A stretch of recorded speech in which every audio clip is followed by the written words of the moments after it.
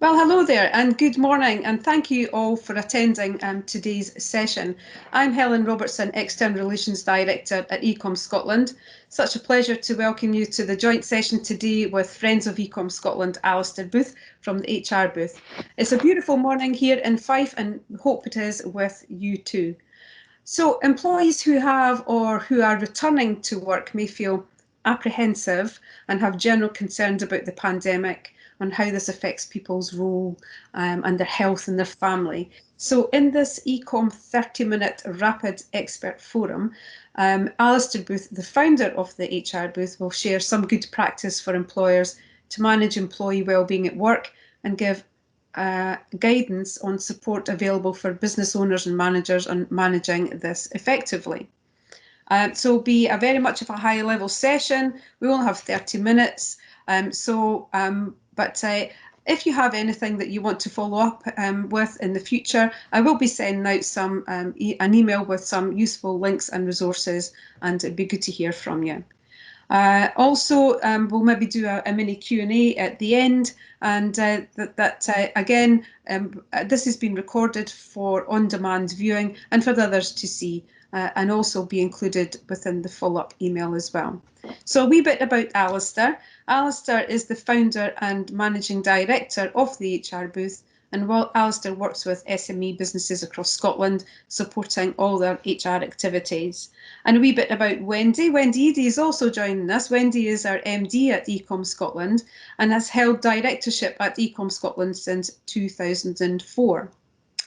And a wee bit about eCom Scotland as well. So eCom Scotland support businesses and organisations in the private, public and third sector with customised learning solutions. We've been on the go for 24 years, based normally in Dunfermline, although not at the moment. We have about 40 of us that are home working, and where we continue to support our clients locally, nationally and internationally. So you can see with the agenda, like I said, it will be 30 rapid minutes. So with all that in mind, it'll be over to yourself, Alistair. Thank you. That's great. Thanks for the introduction there, Helen. So good morning, everybody. So I'm delighted to be speaking this morning, and as Helen said, it is all about employee wellbeing and just some hints and tips on how to manage that moving forward. These kind of uncharted territory that we're all facing over the last few months, and I'm sure that the next few months are going to be very similar, if not a little bit more different. So we're talking today about investing in your employees, and I guess having, been through various kind of recessions when businesses have kind of faced some hardship. One of the first things that employers tend to do is cut back on training budgets or cut back on some of the kind of people initiatives, and they're seen as a kind of nice to have. My kind of view on that is that that's probably the wrong thing to do, and I think at the moment it's probably more important than ever to invest in your employees. And that investment doesn't need to be a kind of huge value in terms of monetary value, but more about, I guess, investing time in your people, and that's a really important factor at the moment. And I've touched on this quite a bit over the last few months, but the kind of actions that we take now and that we take over the next few months are what people will remember. So when we're out of this crazy times, I guess, the actions that we've taken is what our staff will remember. So it's important that we do kind of act in the appropriate way. As Helen touched on, we've got at the moment some staff who are returning to work who might feel apprehensive, that there might be general concerns about their own well-being, their family. They might be worried about their job roles, and there's also potential there that they might be worried about a partner or a family member's kind of job role. So that brings a different level of anxiety.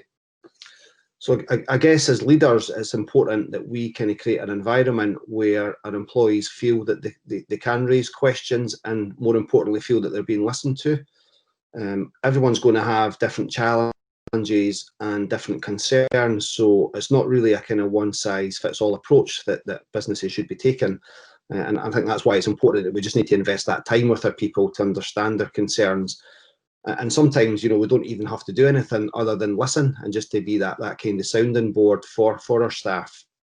An interesting article I read this week was on the people management site, which is part of the Chartered Institute of Personal Development. And what they were talking about was actual financial worries that employees might have. And there was a survey that was conducted, and it said that only 7% of people felt that they could speak to their boss or their business about any concerns around money.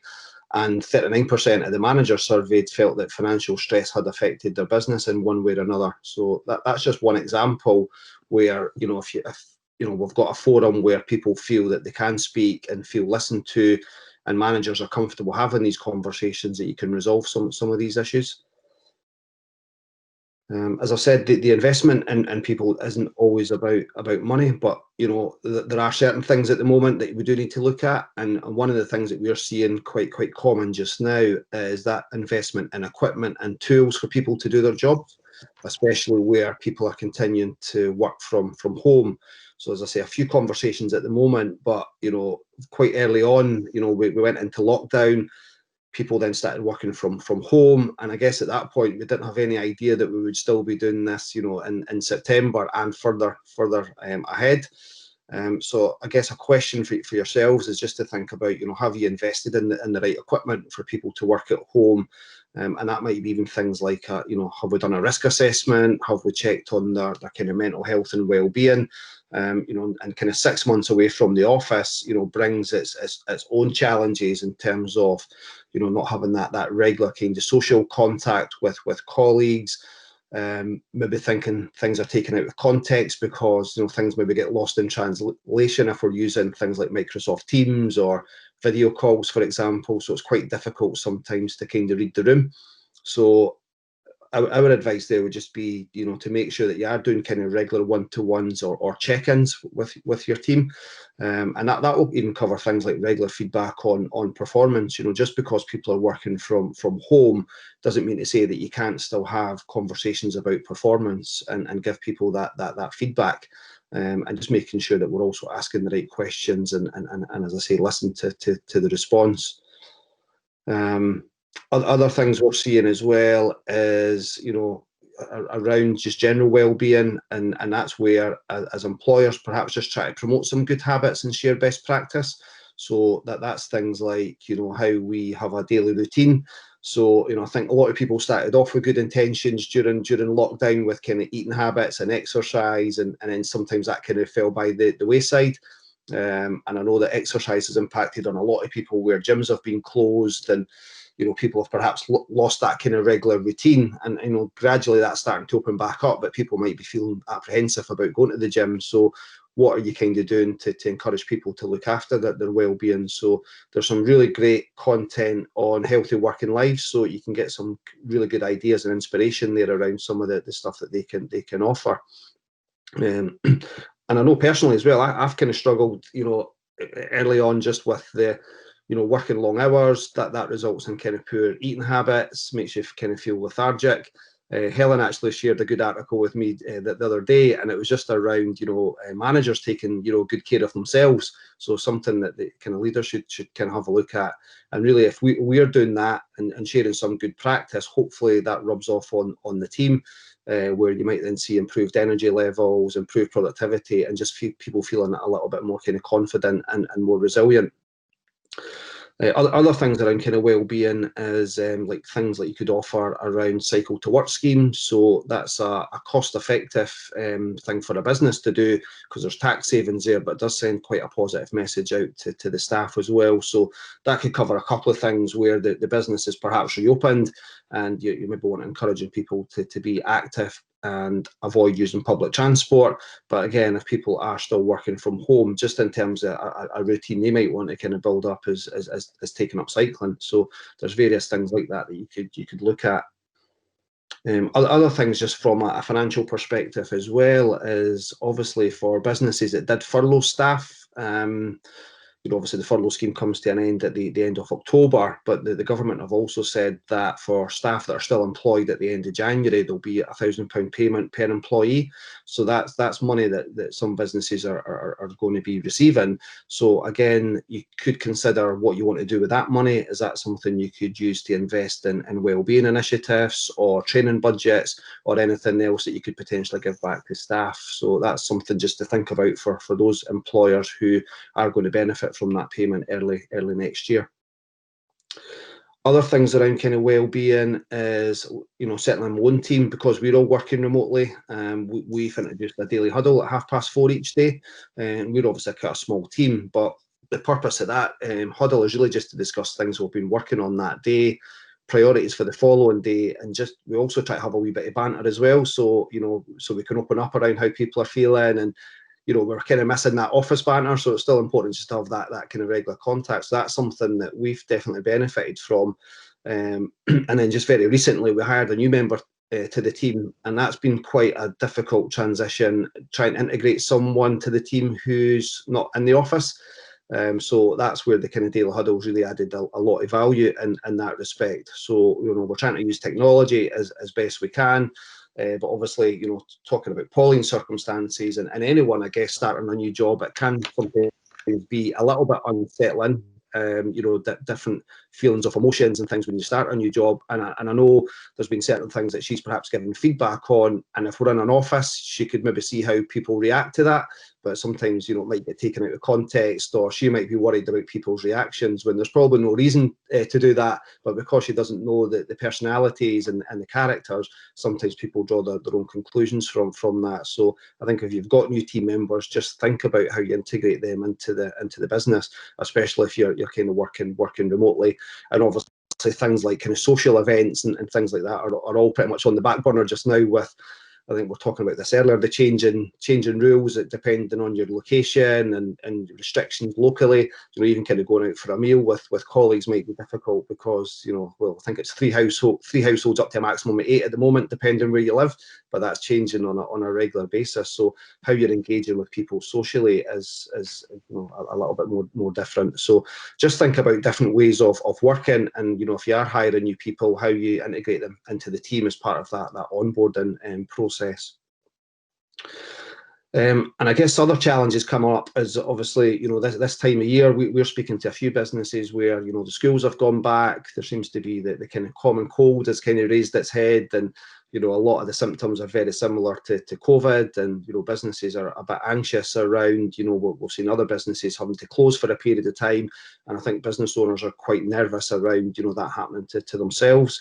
So it's just, I think clear message if people are unwell that they shouldn't come into work, even if it is just a cold, because that could obviously pass on to other members of the team.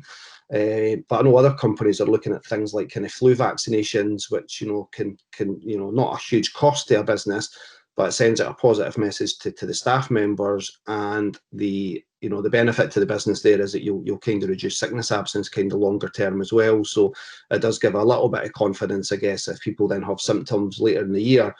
Chances are it's not going to be the flu, so it's something maybe more serious, so they can go and get a test there as well. So, that's something that's not overly expensive, but it's probably a good thing to do, and certainly a lot of employers are thinking about that this year.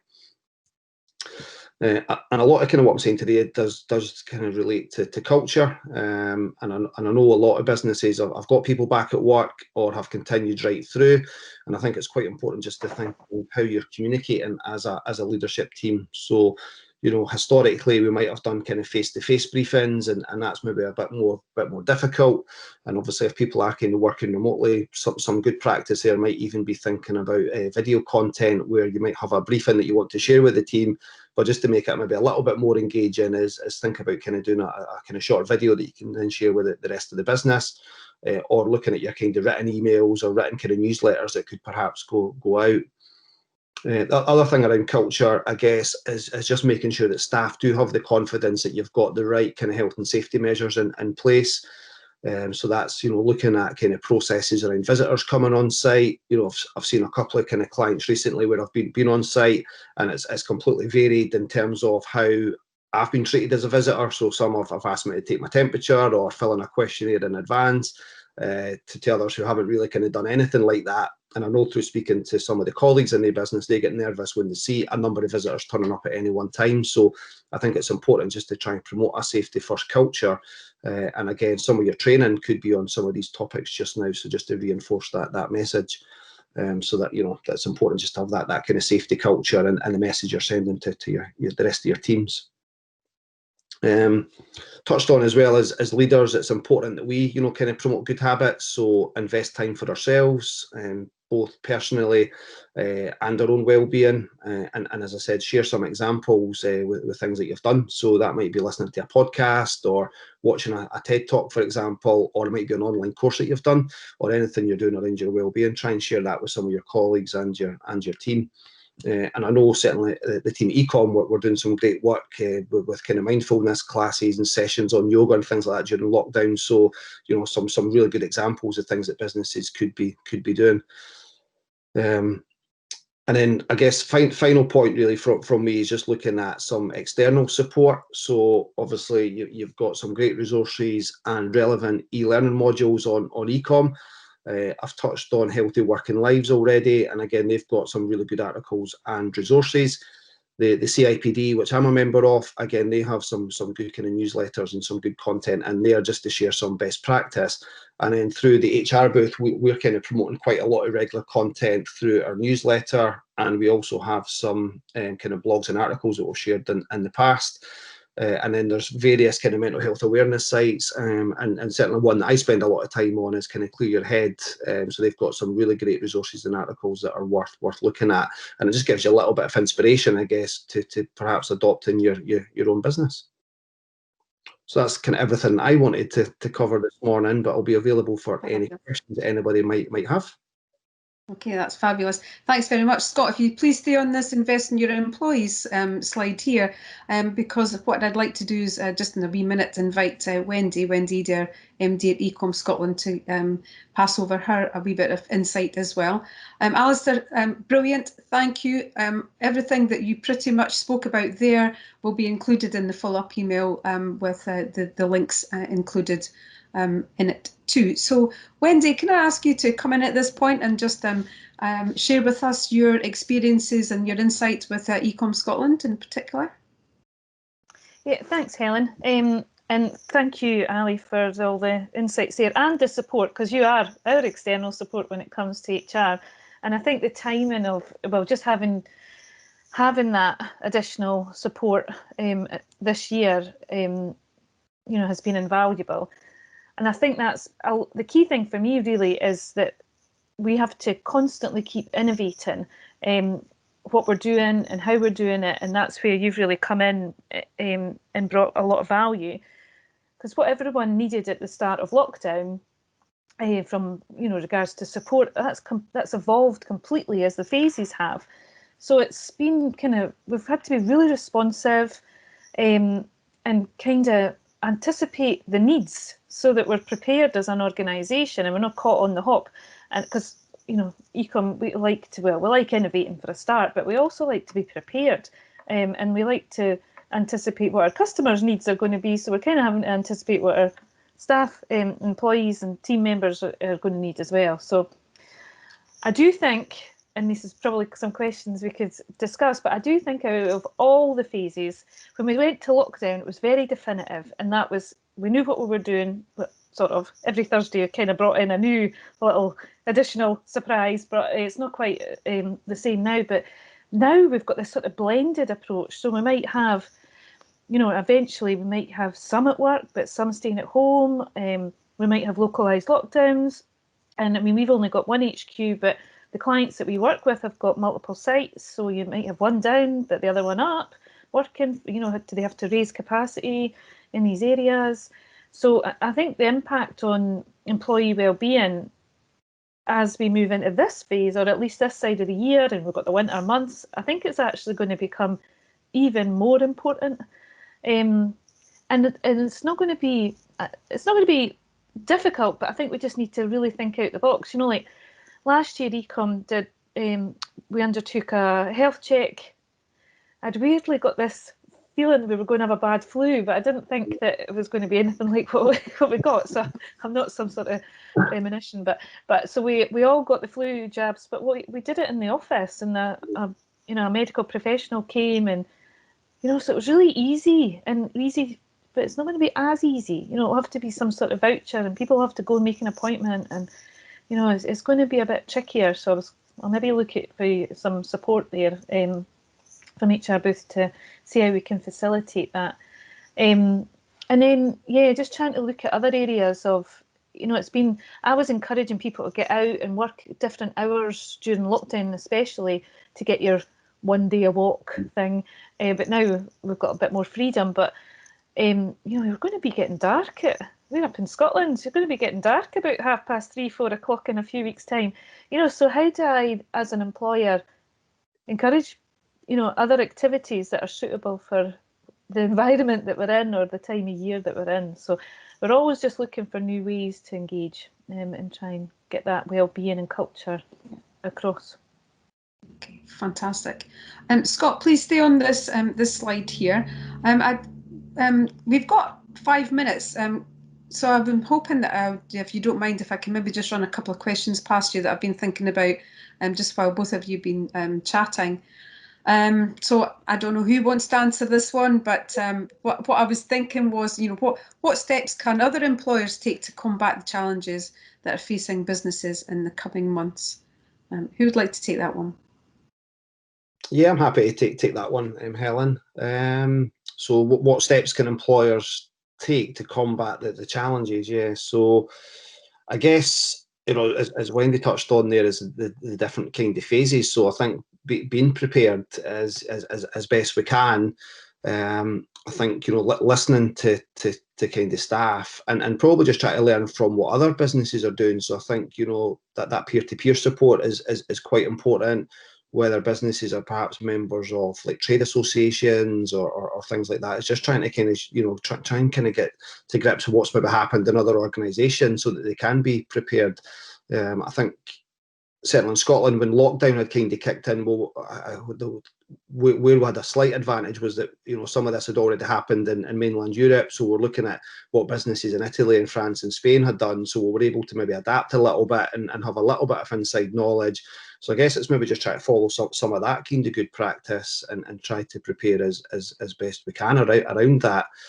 And I think, this next phase is going to be hugely difficult, just in terms of, sickness absence, for example, is it COVID, is it a general cold, is it a flu, what is it? And, how do we kind of manage that? And then, you touched on that there, Wendy, around kind of localised kind of lockdowns and stuff. So that's an issue in terms of if you've got someone maybe who lives in a particular area, but maybe having to travel to a client site, which is in a restricted area, what happens with that? So I think, just being completely up to date with what's going on is hugely important. And as I say, just try to kind of learn lessons and I think communication is going to be hugely important as we move forward.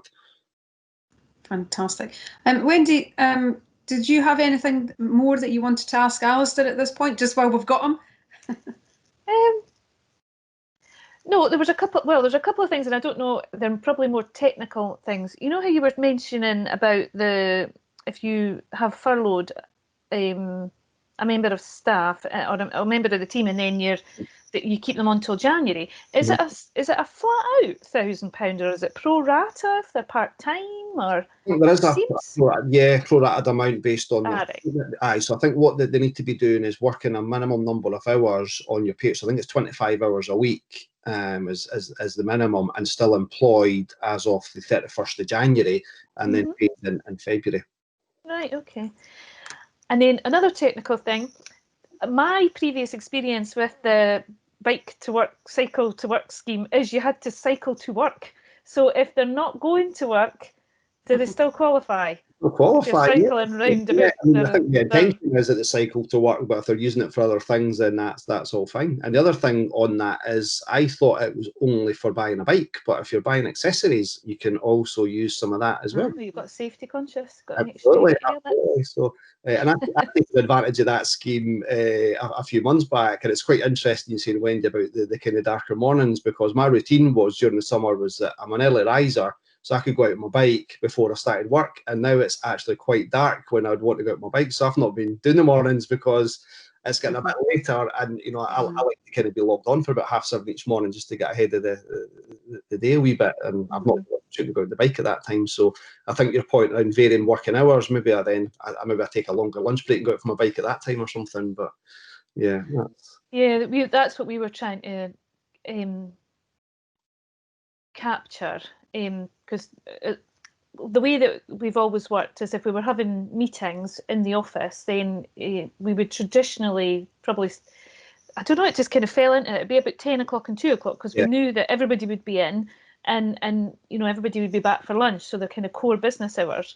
So that does leave a sort of 12 till 2 kind of gap for lunch. So, but as long as it was fair and everybody was, but that's what we also had with the happiness hours as well, to try and grab moments that people need, or just to you know, go out for a walk or do what, or visit somebody, or if they're allowed. So yeah, we're just trying to keep a track on that. So, but we're always looking. I think the peer-to-peer thing is hugely beneficial. I've heard a lot of some really good practice things. Actually, I heard, just to finish on, I heard one yesterday, and it was talking about bringing new members of staff on, and it depends how many you've got. But there was a little. It was in Teams, and it was like a little. Actually, it wasn't. It was in Slack, but there must be an equivalent where it basically matchmaked people up, so and made them a meeting in their diary. So you'd end up like having a sort of a meeting with somebody that's maybe not in your team, so you hadn't spoken to them before, but it was an automated thing. So yeah, there was no agenda or anything, but it was just a chance to be able to meet other. And I just thought, how good that would be. I mean, you could just do that. You could go old school and put names in a hat, but how good, because we're having to be very deliberate in our communications, especially from a leadership point of view. You're having to make appointments, or are you free, you know, and all those types of things. So I just thought it was, and I picked that up yesterday from another business. So it was really good. Pretty good, because it's interesting. You know, when if you have more than one person starting on the same day, you know, when you're doing the induction, generally speaking, they would then become buddies, I guess, and go for lunch together or whatever. But yeah, if they're starting now, they don't have it. So that's a really good idea, actually. Yeah. Okay. Well, there you have. That was a rapid 30 minutes indeed. And thank you very much, Alistair, again, for all your support. Thank you very much, Wendy, for your insight. Always refreshing to hear everything and to be reminded of all the wonderful things that happen within eCom Scotland. So the next Rapid Expert Forum is how to build resilience in your team. A nice complement to today's session as well, and that's with Avia Gen. So that's next Wednesday, the 16th, same time, 11 to 11:30. Thank you very much. Enjoy the rest of the day, and hope to see you next week. Thank you then. Bye-bye.